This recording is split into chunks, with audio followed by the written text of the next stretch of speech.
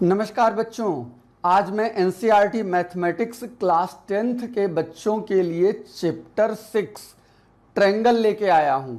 ये बहुत ही important chapter है। बोर्ड एग्जाम में इससे कई क्वेश्चन पूछे जाते हैं और बच्चों के लिए हमेशा प्रॉब्लम क्रिएट करता रहता है। इस चैप्टर को अच्छे से समझने के लिए इसके कॉन्सेप्ट को बहुत बढ़िया से आपको समझना पड़ेगा।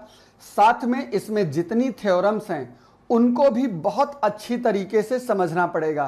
इस साल 2020-21 के लिए कुछ कोर्स रिड्यूस कर दिया गया है। आज की वीडियो में मैं आप लोगों को सिखाऊंगा सिमिलैरिटी क्या होता है, उसका क्राइटेरिया कैसे लिया जाता है और इससे रिलेटेड बेसिक प्रोपोर्शनलिटी थ्योरम, इसको हिंदी में बोलते हैं आधारभूत अनुपातिक प्रमेय, शॉर्ट में इसको बोलते हैं बीपीटी। इसी को थेल्स थ्योरम के नाम से जाना जाता है क्योंकि थेल्स ने ही इसको डिस्कवर किया था। इसके साथ साथ इसी का कन्वर्स यानी कि थेल्स थ्योरम का उल्टा, इन दोनों थ्योरम को मैं प्रूव करके दिखाऊंगा। इसके लिए आपको वीडियो में लास्ट तक बने रहना है और हमारा दावा है कि आज के बाद आपके लिए ये दोनों थ्योरम प्रॉब्लम नहीं क्रिएट करेंगे, यानी कि आप किसी भी कंडीशन में इनको प्रूव करना और इनसे क्वेश्चंस को लगाना जरूर सीख जाओगे। तो बिना टाइम वेस्ट किए हुए शुरू करते हैं।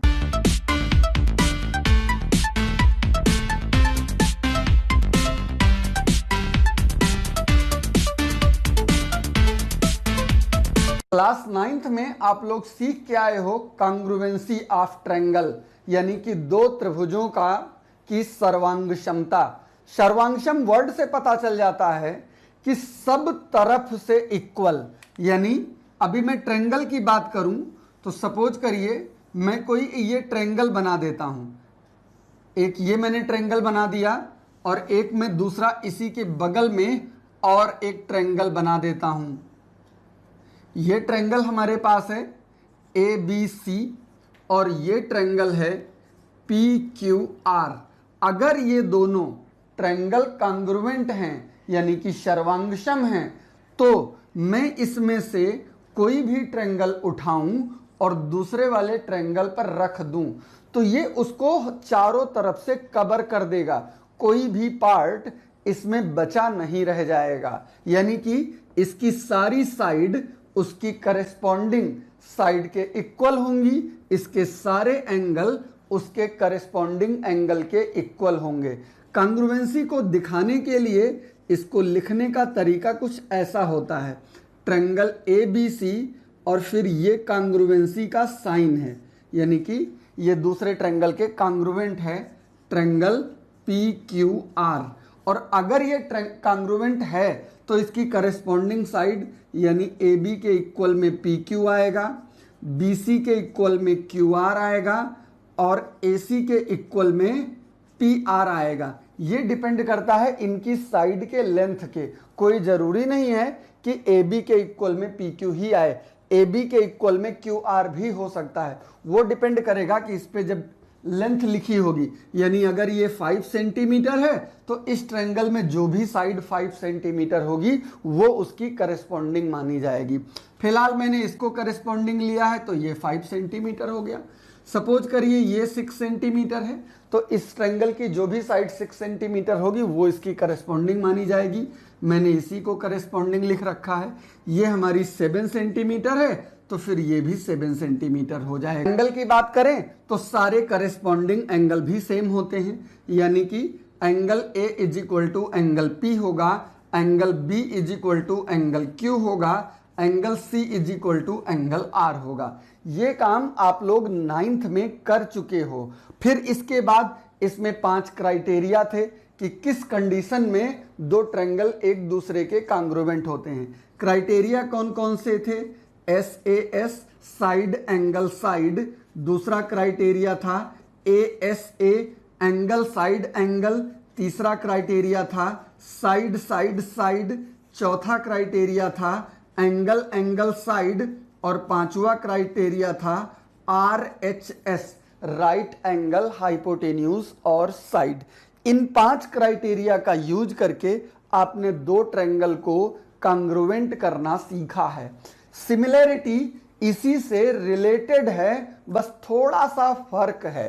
फर्क क्या है, यहां पे दो फिगर एग्जैक्ट सेम होते हैं। एग्जैक्ट सेम होने का मतलब दोनों का शेप भी एक जैसा होता है और दोनों का साइज भी एक जैसा होता है। लेकिन जब हम सिमिलैरिटी की बात करते हैं तो सिमिलैरिटी में शेप तो एक जैसा होगा लेकिन साइज डिफरेंट हो जाता है। फॉर एग्जाम्पल मैं एक ट्रायंगल ये लूं, अब इसी शेप का यानी कि जैसे इसके एंगल होंगे उसी इस एंगल के से रिलेटेड अगर मैं दूसरा ट्रायंगल डिफरेंट साइज का बना दूं तो ये दोनों ट्रायंगल जो होंगे ये सिमिलर होंगे, यानी कि ABC ट्रायंगल PQR के सिमिलर होगा है।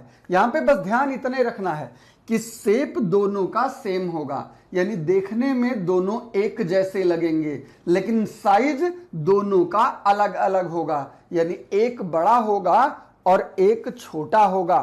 कुछ डेली लाइफ में एग्जाम्पल आपने देखे होंगे, मार्केट में आपने ताजमहल बिकता हुआ देखा है। अब जरा सोचिए, क्या ताजमहल जो एक्चुअल ताजमहल है उससे जरा सा भी डिफरेंट है? नहीं है, यानी कि दोनों का शेप एक जैसा है बट साइज अलग अलग है, यानी वो इतना बड़ा सा और जो मार्केट में बिकता है वो इतना छोटा सा। इस तरीके से बहुत सारे एग्जाम्पल आपको डेली लाइफ में देखने को मिल सकते हैं। इंडिया के मैप को देखिए तो उसका शेप तो बिल्कुल एक्चुअल इंडिया के जैसा है लेकिन साइज बहुत छोटा है। अब मैप में आपको इतना बड़ा दिखता है बट एक्चुअल इंडिया इतना बड़ा नहीं है।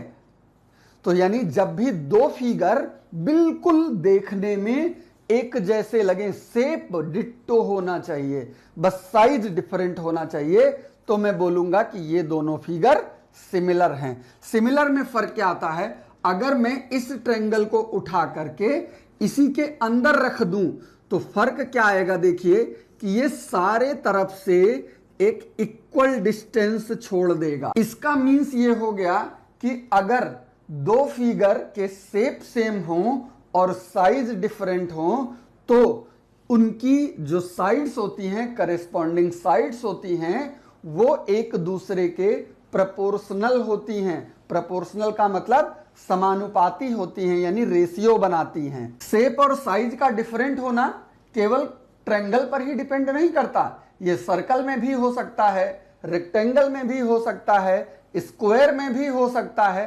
कोई भी आप फिगर लीजिए, शेप सेम हो सकता है लेकिन साइज डिफरेंट हो सकता है।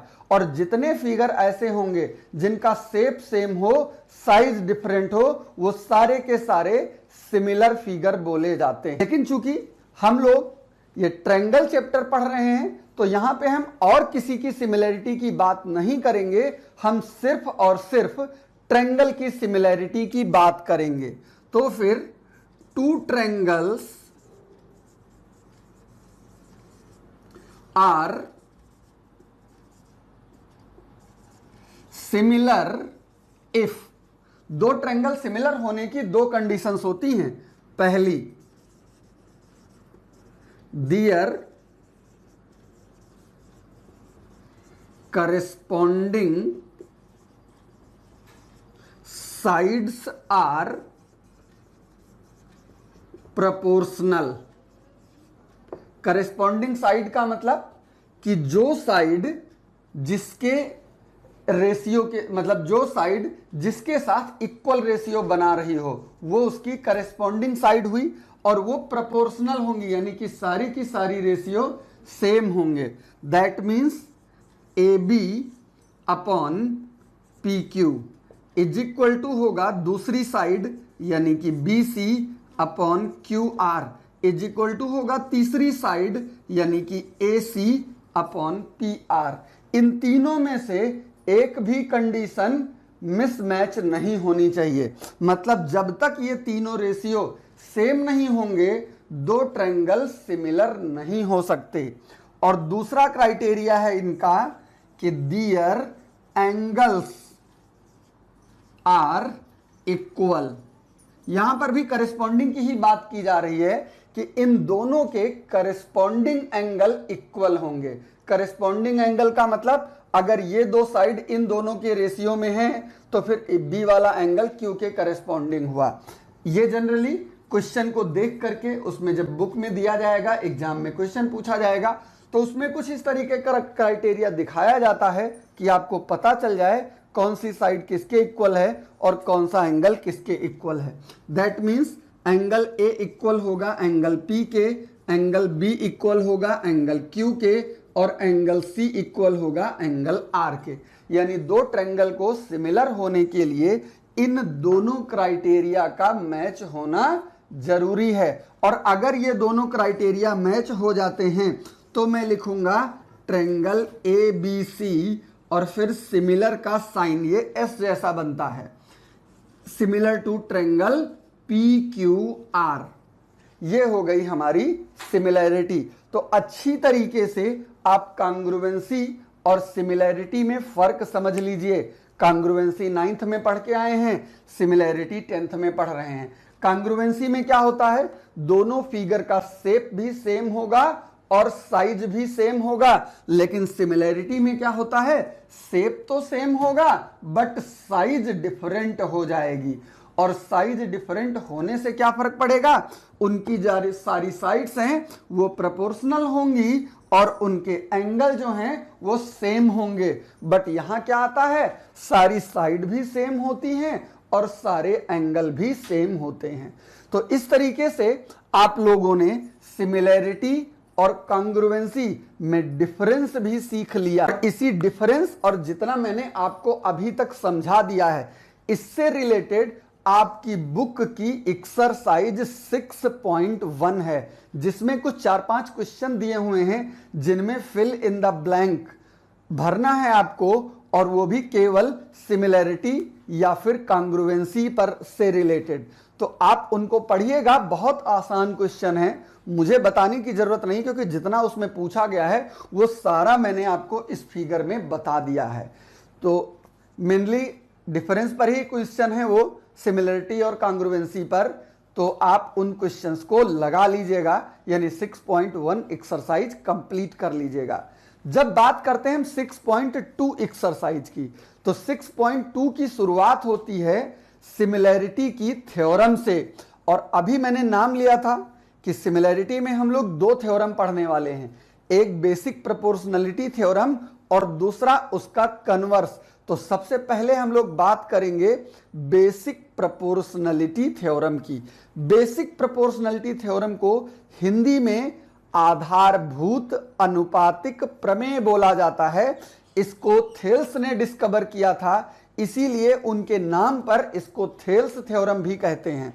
शॉर्ट में आपको मिल जाएगा BPT। तो बेसिक प्रोपोर्शनलिटी थ्योरम क्या कहती है, if a line is drawn parallel to one side of a triangle, यानी किसी ट्रायंगल में किसी साइड के पैरेलल अगर मैं कोई लाइन ड्रा करूं तो to intersect other two sides in distinct point, तो वो बची हुई दोनों साइड को अलग अलग दो पॉइंट पर डिवाइड करेगी।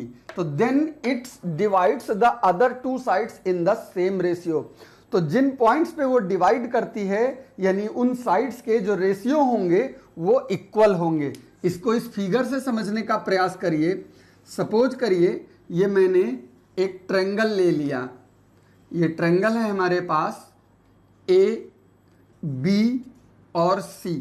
अगर मैं कोई एक लाइन ले लूं जो इसमें किसी साइड के पैरेलल इसको दो पार्ट में डिवाइड कर दे, चलिए मैं एक लाइन ले लेता हूं PQ, ये लाइन ले लिया मैंने PQ, और ये PQ कुछ इस तरीके से है जो इस BC वाले लाइन के पैरेलल है।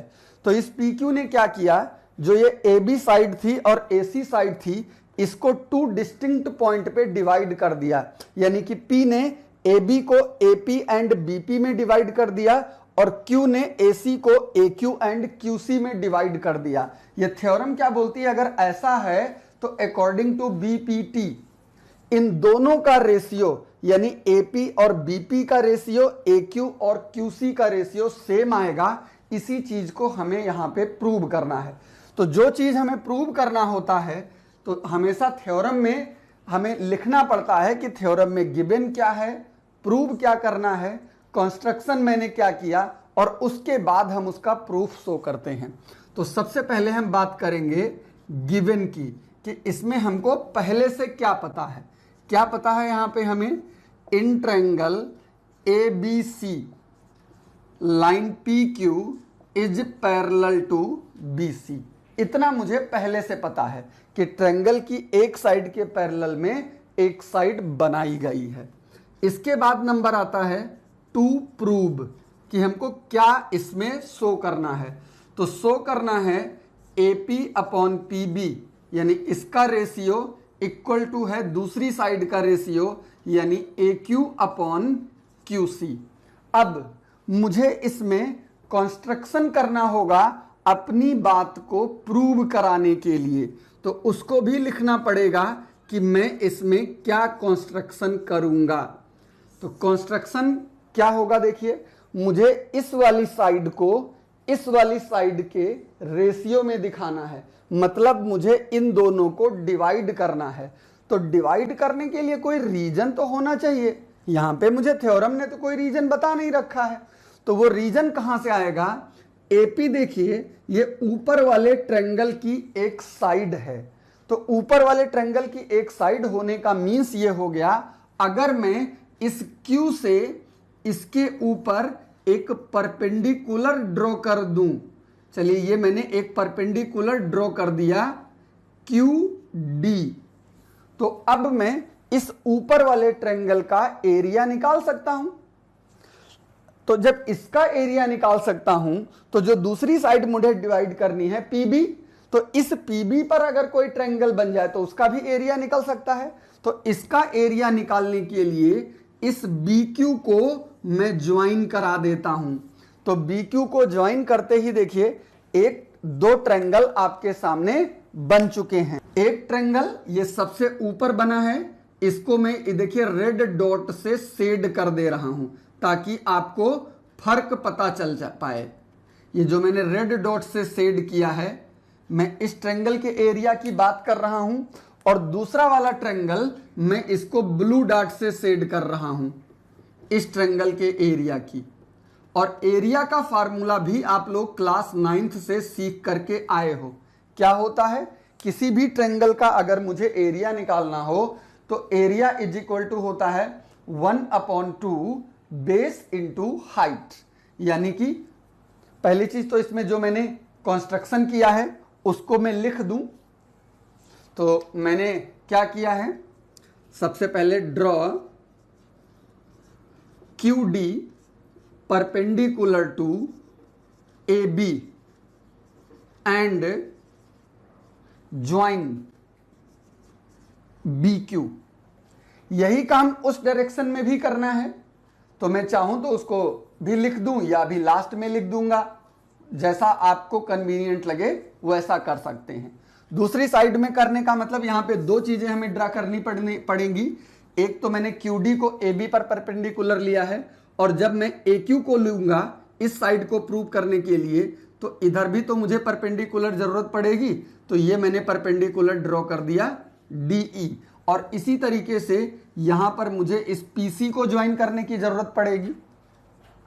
तो यहां पे मैंने QD परपेंडिकुलर AB लिया, और एक और कर रहा हूं PE परपेंडिकुलर टू AC।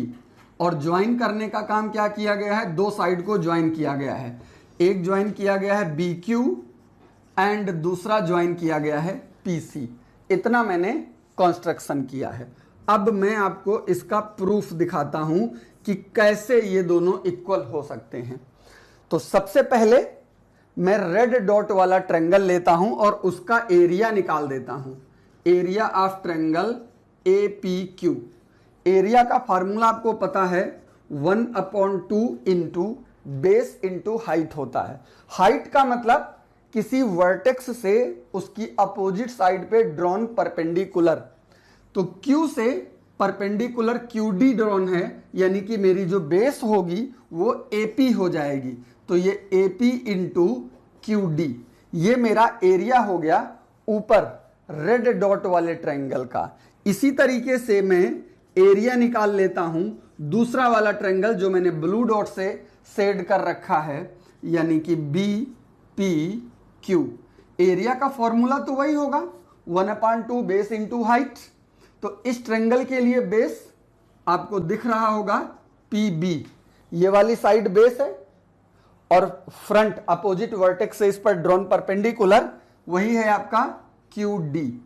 तो मैंने दोनों ट्रायंगल यानी एक ऊपर वाला और एक नीचे वाला इनका एरिया निकाल लिया है। अब मैं इन दोनों को डिवाइड कर देता हूं। Area of triangle APQ is divided by area of triangle BPQ। तो जरा देखिए रिजल्ट में क्या मिलेगा, 1/2 into AP into QD whole upon 1/2 into PB into QD। 1/2 cancel हो गया, QD और QD कैंसिल हो गया। मेरे पास बचा area of triangle APQ whole upon area of triangle BPQ is equal to इधर से बचा AP अपॉन PB। ये बन गया कंडीशन फर्स्ट। यहां पर मुझे ये पता चला कि इन दोनों ट्रायंगल यानी ये रेड डॉट वाले और ब्लू डॉट वाले ट्रायंगल के एरिया का जो रेशियो आता है वो AP और PB के रेशियो के इक्वल आता है। सेम इसी तरीके से मैं दूसरे डायरेक्शन में ऊपर तो हमारे पास रेड डॉट वाला ही ट्रायंगल है और नीचे के लिए मैं ये देखिए ब्लैक से शेड कर रहा हूं। ये जो ट्रायंगल मैं ब्लैक से शेड कर रहा हूं, अगर मैं इस ट्रायंगल को ले लूं यानी ब्लैक शेड और रेड डॉट वाला और दोनों के एरिया को डिवाइड करूं तो भी मुझे कोई दो साइड आएंगी। तो मैं इसको अब इतना वापस करने के बजाय मैं लिख देता हूं सिमिलरली एरिया ऑफ ट्रायंगल ऊपर रेड डॉट APQ अपॉन नीचे का ब्लैक शेडेड मेरे पास है एरिया ऑफ CQ और P। दोनों के फार्मूले अप्लाई कर दो। 1/2 बेस इंटू हाइट होता है। तो रेड डॉट के लिए जब मैं उस डायरेक्शन में ले रहा हूं तो बेस मेरे पास AQ है और हाइट मेरे पास PE है। फिगर में देख लीजिए ध्यान से। और नीचे वाला ट्रायंगल जो ब्लैक शेडेड है उसके लिए 1/2 इंटू बेस का काम कर रहा है QC और हाइट का काम कर रहा है PE। अब जरा देखिए PE और PE कैंसिल हो गया, 1/2 कैंसिल हो गया। मैं इधर हाफ करके इसी के बगल में लिख दे रहा हूं। इसका मतलब मेरे पास क्या आया, area of triangle APQ upon area of triangle CQP is equal to AQ upon QC। ये मेरे पास दो कंडीशंस मिल गई। एक, इधर का रेशियो इक्वल है इन दोनों ट्रायंगल के एरिया के, और दूसरा उधर का रेशियो इक्वल है इन दोनों ट्रायंगल के एरिया के। और इन दोनों कंडीशन में रेड डॉट वाला कॉमन है, यानी रेड डॉट वाला यहां भी ऊपर है और रेड डॉट वाला यहां भी ऊपर है। अगर हमको किसी तरीके से यह पता चल पाए कि ये ब्लू डॉट वाला ट्रायंगल और साथ में ब्लैक शेड वाला ट्रायंगल भी इक्वल हैं, तो मैं कह पाऊंगा कि इनका लेफ्ट साइड इक्वल है तो राइट अपने आप इक्वल हो जाएगा। तो अगर आप इन दोनों ट्रायंगल को यानी इस ब्लू डॉट और इस ब्लैक शेडेड को ध्यान से देखिए तो आपको 9th की एक थ्योरम और याद आएगी। 9th में ही आपने पढ़ रखा है कि अगर दो पैरेलल लाइन के बीच में दो ट्रायंगल या फिर दो पैरेललोग्राम बने हों जिनका बेस सेम हो तो वो एरिया में भी सेम होते हैं।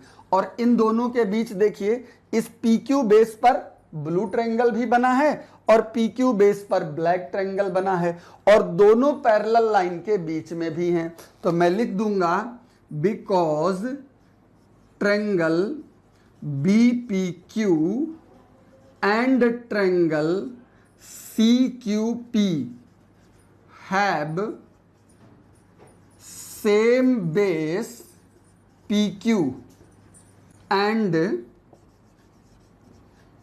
between same parallel PQ and BC. Therefore, area of triangle B P Q is equal to area of triangle C Q P. ये मेरे पास थर्ड कंडीशन हो गई। और इसके लिए मैं रीजन वही थ्योरम लिख सकता हूं कि if two triangles have same base and between same parallel, then their areas are equal। तो अब अगर मैं इन तीनों कंडीशंस को एक में मिक्सअप कर दूं, यानी बाई इक्वेशन 1, 2 एंड 3, तो रिजल्ट में मुझे क्या मिलेगा कि ऊपर वाला दोनों का पार्ट सेम है, नीचे वाला भी दोनों पार्ट 3 की वजह से सेम हो गया। तो इसका लेफ्ट हैंड और उसका लेफ्ट हैंड सेम हो गया, तो फिर राइट हैंड अपने आप सेम हो जाएगा, यानी कि AP upon PB is equal to AQ upon QC। और यही हमको प्रूव करना था, यही आपकी थेल्स थ्योरम या फिर बेसिक प्रोपोर्शनलिटी थ्योरम हो गई।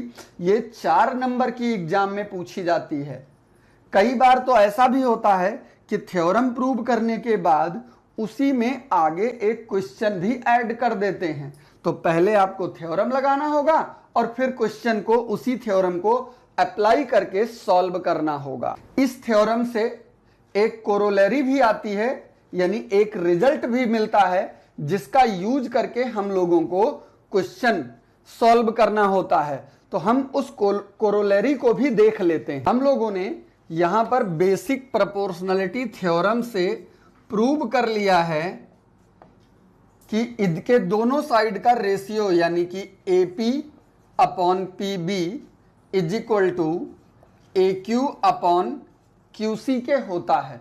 अब इसका रिजल्ट बताने के लिए हम सबसे पहले इसको रेसिप्रोकल कर देते हैं, यानी उल्टा कर देते हैं दोनों साइड में। तो जब दोनों साइड में उल्टा करेंगे तो इधर PB आ जाएगा और इधर AP आ जाएगा। इसी तरीके से इधर QC आएगा और इधर अपॉन में AQ हो जाएगा। अब मैं इन दोनों डायरेक्शन में by adding 1 in both sides, तो दोनों साइड में अगर मैं इसमें 1 ऐड करूं तो जरा देखिए क्या मिलता है। BP upon AP plus 1 is equal to QC upon AQ plus 1, जिसके नीचे कुछ ना हो अपॉन में 1 लिख करके दोनों साइड का एलसीएम निकाल दीजिए। तो AP और 1 का एलसीएम AP होगा, AQ और 1 का एलसीएम AQ होगा। अब AP से AP को डिवाइड करोगे 1 आएगा और 1 से BP को मल्टीप्लाई करोगे तो BP ही आएगा। 1 से AP को डिवाइड करोगे AP आएगा और AP का 1 से मल्टीप्लाई करोगे AP आएगा। सेम इधर AQ से AQ को डिवाइड करोगे 1 आएगा और 1 और QC का मल्टीप्लाई QC और इधर आ जाएगा AQ। अब जरा BP और AP को इस फिगर में देखिए। BP यानी इतना पार्ट और प्लस AP यानी इतना पार्ट। तो अगर मैं इन दोनों पार्ट्स को ऐड कर दूं तो जरा देखिए पूरी साइड बन जा रही नहीं बन जा रही है, यानी कि ये हो गया AB अपॉन AP। सेम दूसरी साइड में देखिए QC और AQ मिलकर के भी पूरी साइड यानी AC बना दे रहे हैं, तो AC अपॉन AQ। क्वेश्चन को पहले मैंने रेसिप्रोकल करके तब ऐड किया था, तो मैं अब इसके आंसर को दोबारा रेसिप्रोकल कर देता हूं। तो अगर आंसर को मैं दोबारा रेसिप्रोकल करूंगा तो देखिए मेरे पास क्या आएगा, AP upon AB is equal to AQ upon AC। और यही इंपॉर्टेंट रिजल्ट है जिसका यूज करके हमें इसके क्वेश्चन को सॉल्व करना पड़ सकता है। इस रिजल्ट को इस फिगर से मिलाने की कोशिश करिए। क्या फर्क आया कि BPT में क्या होता है इसके दोनों पार्ट्स का रेशियो सेम आता है, यानी इतने पार्ट अपॉन इतना पार्ट और दिस अपॉन दिस इक्वल रहेगा। लेकिन ये कोरोलरी क्या बोलती है कि AP अपॉन AB, यानी ये ऊपर वाला पार्ट इस पूरे के साथ जो रेशियो बनाता है वही इधर का ऊपर वाला पार्ट पूरे के साथ बनाता है। इसका मतलब हो गया कि ये थ्योरम इंटरनली और एक्सटर्नली दोनों कंडीशन पर वर्क करती है।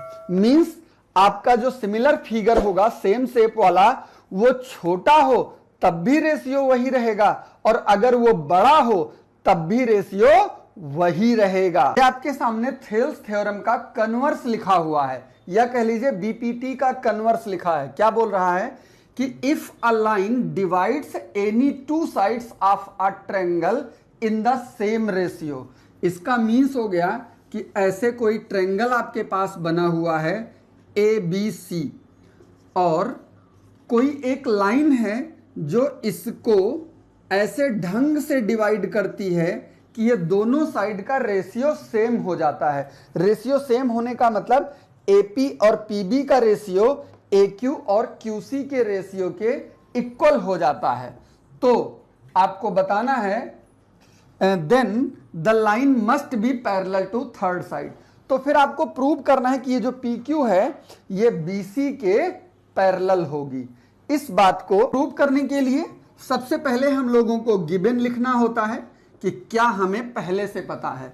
तो हमको पता है in triangle ABC AP upon PB is equal to AQ upon QC। मुझे ये दिया गया है कि इन दोनों का रेशियो इक्वल होता है। इसके बाद टू प्रूव, यहां पे हमें प्रूव करना है कि PQ is parallel to BC। यहां पे किसी कंस्ट्रक्शन की जरूरत नहीं होगी क्योंकि लाइन बनी है, बस मुझे ये दिखा देना है कि ये दोनों पैरेलल हैं। तो जरा प्रूफ देखिए, हमें ये दिखाना है कि ये दोनों पैरेलल हैं। अभी मुझे ये नहीं पता कि ये पैरेलल हैं या नहीं। तो अगर मैं लेट कर लूं, मैं एज्यूम कर लेता हूं कि ये लाइन इसके पैरेलल नहीं है, तो मैं लेट कर लेता हूं if possible let PQ is not parallel to BC। तो अगर ये लाइन BC के पैरेलल नहीं है तो इसका मीन्स हो गया मैं P से पास होने वाली कोई ऐसी लाइन ड्रॉ कर सकता हूं जो BC के पैरेलल होगी, क्योंकि अगर ये PQ पैरेलल नहीं है तो मैं Q वाले पॉइंट को ऊपर या नीचे बढ़ा करके इसको पैरेलल बना सकता हूं। तो चलिए मैं एक लाइन P से पास होने वाली कोई ड्रॉ कर लेता हूं। ये मैंने लाइन ड्रॉ कर दिया PR, और ये ऐसे ढंग से है कि ये PR वाली लाइन BC के पैरेलल है। दिखने में भले नहीं लग रही है बट मैंने इसको एज्यूम कर लिया है। तो इसको मैं लिख दूंगा then there must be another line through P parallel to BC, therefore let PR is parallel to BC। ये हमने लेट कर लिया कि ये जो PR मैंने दूसरी लाइन ड्रॉ करी है ये BC के पैरेलल है। तो फिर in triangle ABC PR is parallel to BC।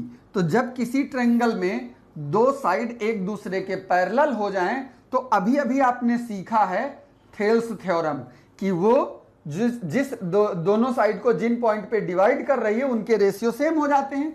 इसका मतलब कि ये AP जो है AP upon PB is equal to हो जाएगी AR अपॉन RC के। ये मेरे पास एक कंडीशन बन गई। यहां पे R वाला पॉइंट इसलिए लिया क्योंकि PR BC के पैरेलल है।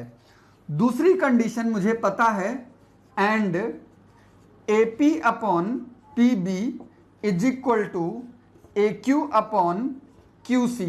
ये दूसरी कंडीशन है और ये गिवन कंडीशन है, इसलिए मैं इसके आगे गिवन लिख देता हूं। और ये वाली कंडीशन हम लोगों ने BPT से निकाली है, यानी बेसिक प्रोपोर्शनैलिटी थ्योरम से निकाली है। अब इन दोनों का कंपैरिजन कर दीजिए बाई इक्वेशन 1 एंड 2। तो इनके कंपैरिजन में देखिए AP upon PB, AP upon PB, यानी इसके फर्स्ट वाले दोनों पार्ट सेम हैं, तो इसका मतलब इसके बचे हुए दोनों पार्ट भी सेम होंगे।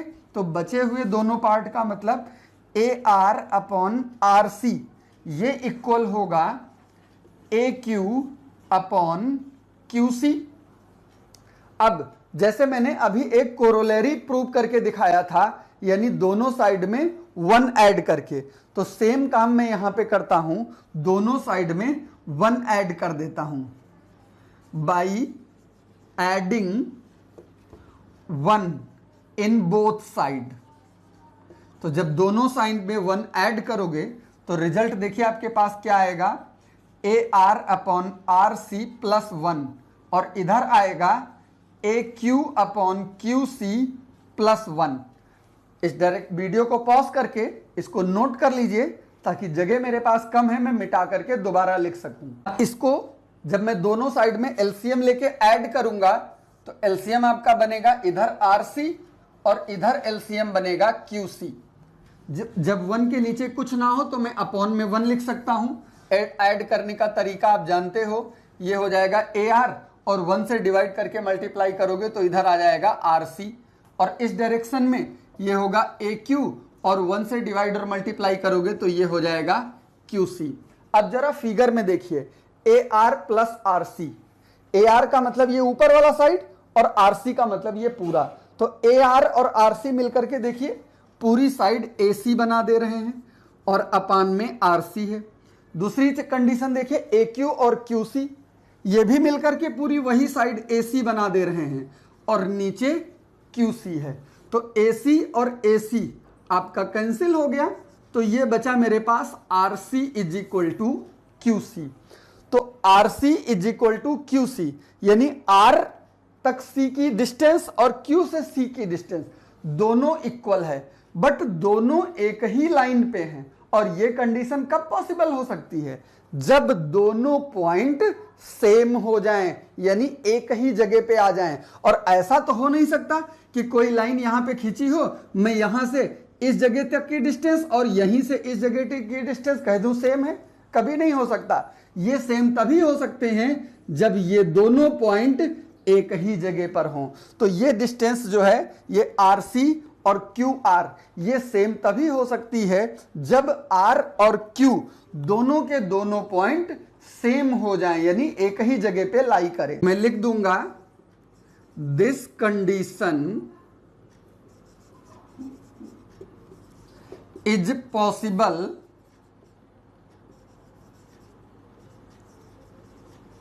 when R and Q coincide. तो जब R और Q सेम हो गए, यानी एक ही पॉइंट हो गया, तो इसका मतलब अगर PR BC के पैरेलल था तो PQ भी BC के पैरेलल ही होगा।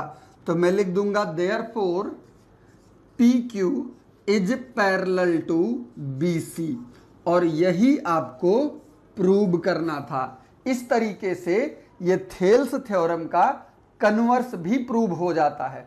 और इन दोनों कंडीशंस का, यानी कि थेल्स थ्योरम और उसका कन्वर्स, इसको यूज करके आपको ट्रायंगल की फर्स्ट एक्सरसाइज कंप्लीटली सॉल्व करनी है। अगर आपसे एक्सरसाइज नहीं सॉल्व होती है या सॉल्व करने में कोई प्रॉब्लम रह जाती है, तो चूंकि वीडियो बहुत बड़ा हो गया है, आपको देखने में भी प्रॉब्लम होगी, इसलिए मैं इस पर दूसरी वीडियो बनाऊंगा जिसमें मैं थेल्स थ्योरम और इसके कन्वर्स से रिलेटेड एग्जाम्पल और आपके बुक के दिए हुए क्वेश्चन सॉल्व करके दिखाऊंगा। तो अगर अभी तक आपने हमारे इस चैनल को सब्सक्राइब नहीं कर रखा है तो तुरंत सब्सक्राइब कर लीजिए, क्योंकि मैं आपके लिए नई नई जानकारियां बिल्कुल नए तरीके से लेकर आता रहता हूं।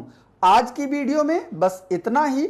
बहुत जल्दी इसी के अगले पार्ट यानी कि एक्सरसाइज के सॉल्यूशन के साथ फिर मुलाकात होगी। तब तक के लिए नमस्कार और आप देखते रहिए मैथमेटिक्स ज्ञान।